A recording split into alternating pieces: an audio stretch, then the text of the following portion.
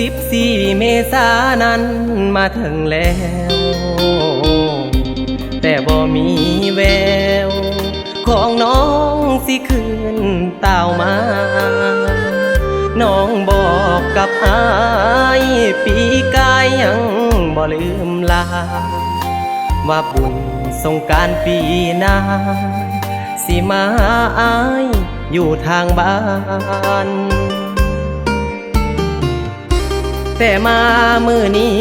บ่มีน้องเจ้าหัวใจอายเศร้าถ้าเจ้าที่งานสงกรานต์แค่คนมาหลายแต่แฟนอายบ่เห็นเดินผ่านโอ้น้องสั่งมาให้หันปล่อยให้อายนั่งกินน้ำตาแนมสายทาลาเห็นแต่หน้าที่ไหลลองเปรียบเหมือนตัวน้องไปแล้วบ่หวนคืนมาน้องลืมนัดหมายกับอายอยู่ที่แคมป์ทาเข้าสุขอุลาส่วนอายน้ำตาไหลนองสงกรานต์ปีนี้แต่บ่มีเจ้าบ่นัดสองเฮาอายยังตั้งตาคอย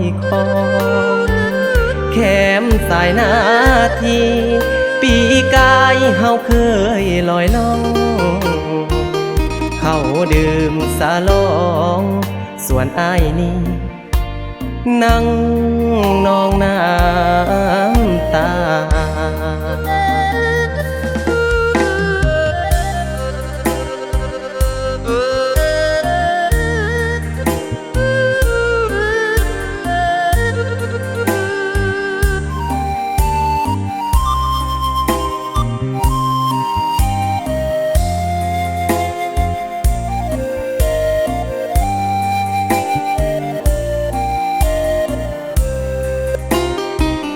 แนมสายทา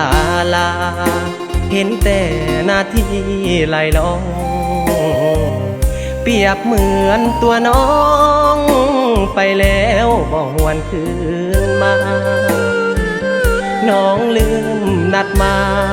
ยกับอายอยู่ที่แคมป์ทาเข้าสุขอุลาส่วนอายน้ำตาไหล